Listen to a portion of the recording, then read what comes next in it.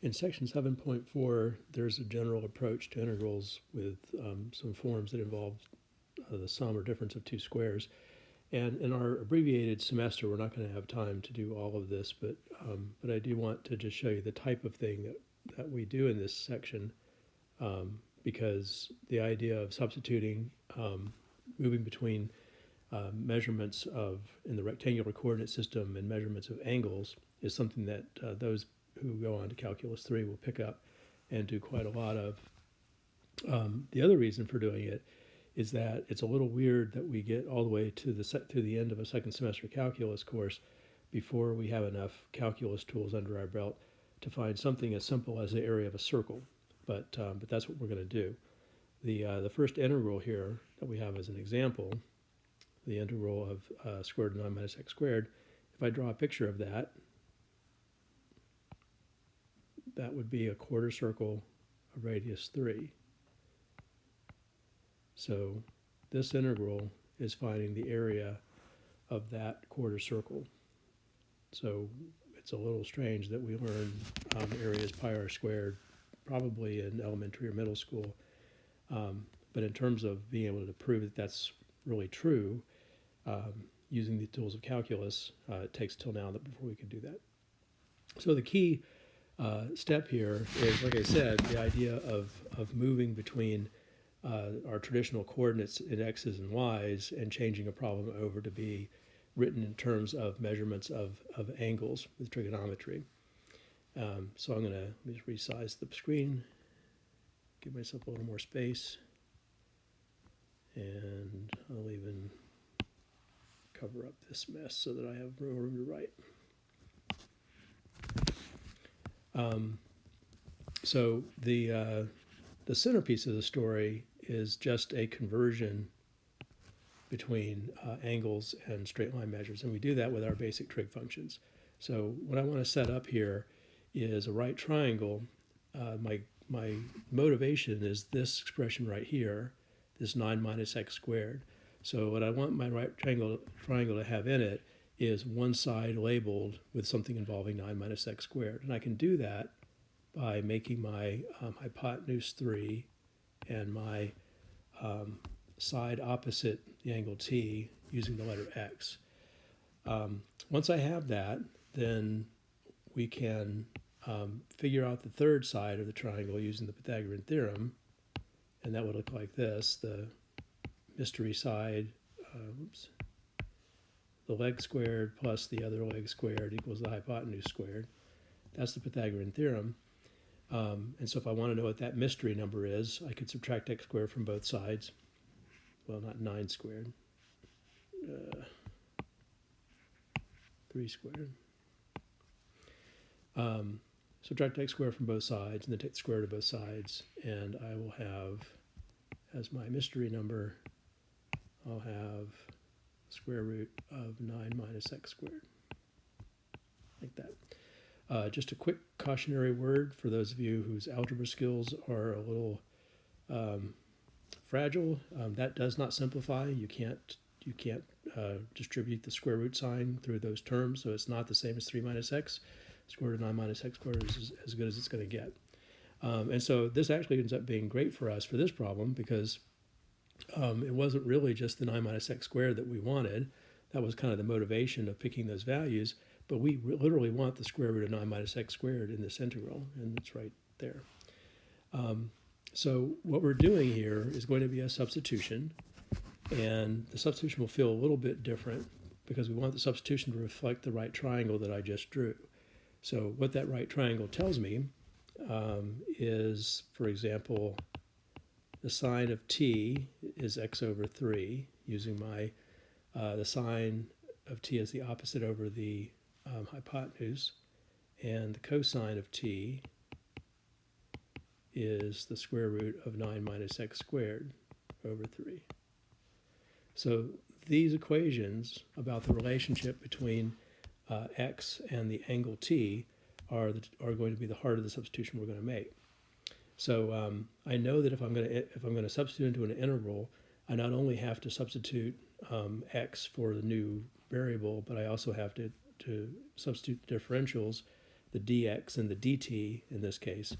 So let me get that first. This first expression that I have here is the easier one to work with.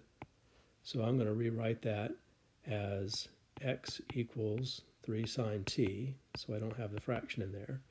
And then I'm going to take the derivative of both sides with respect to t, and I'll have dx is 3 cosine t dt. So this will be my relationship between my relationships between x and t, and then also between dx and dt. So we call this a trig substitution, and it is different than the other kind of substitutions we used, not in technical sense, but in the way we feel about it. Before, when we did a u substitution, we were always letting u equal something complicated in our integrand with the hope of getting some complicated part of our integrand to collapse into something easier. This has the exact opposite effect. Here we're taking a substitution that changes the single letter x into something quite a bit worse. And so when we do that, it's going to make this integrand be a lot worse. But it's only going to be worse for a minute, and we then can use trigonometric relationships to simplify it. So here's what that would look like. I'm just going to try to substitute equal for equal into my integral. So I'll start with the dx part, because I know that has to happen. So the dx part is going to become 3 cosine t dt.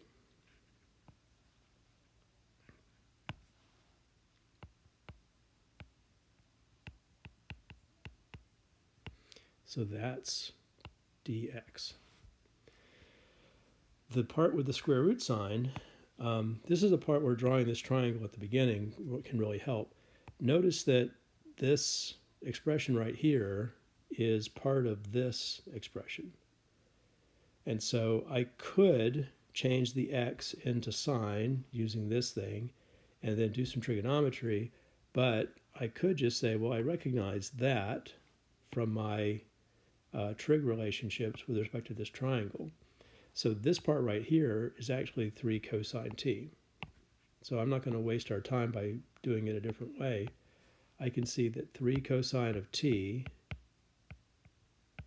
is the same as the square root of 9 minus x squared.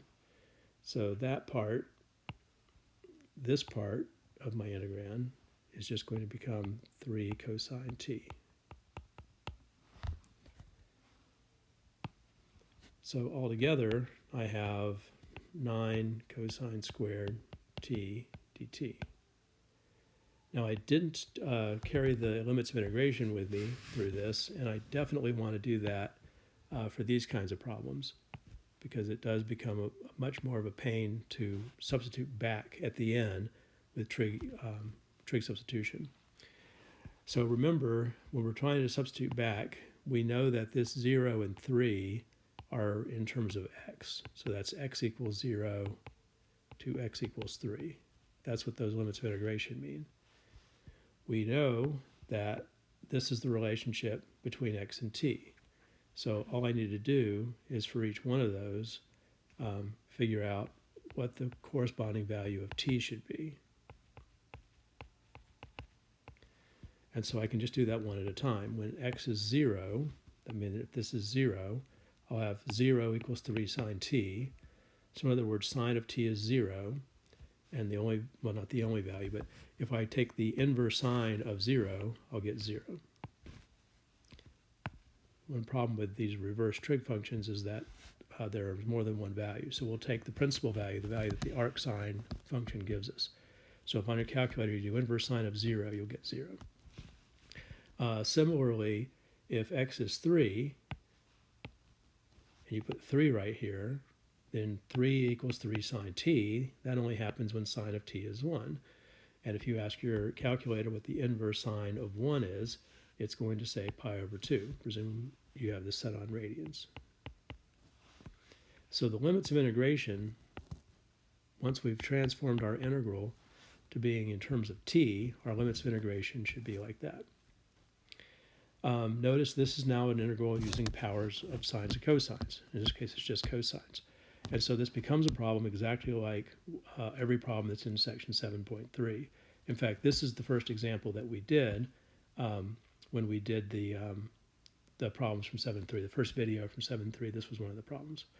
So I won't repeat the process here, but the antiderivative was 3 times t over 2 plus 1/4 sine 2t.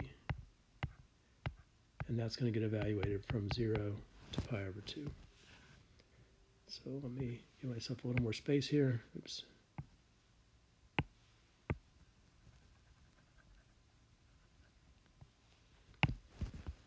And so finally, I'll have 9 times pi over 2 over 2, that's pi over 4, plus 1/4 sine of pi, minus 9 times 0 over 2, plus 1/4 sine of 0. And so the sine of 0 is 0, the sine of pi is 0, and so what we get in the end is 9 times pi over 4, which is exactly the correct area for this picture. This is 1/4 of a circle of radius 9. We know that a complete circle of radius, sorry, not radius 9, radius 3. We know a complete circle of radius 3 has area 9, 3 squared, and this is 1/4 of that. So 1/4 of 9 pi is exactly what we thought we would get for the answer to that area question.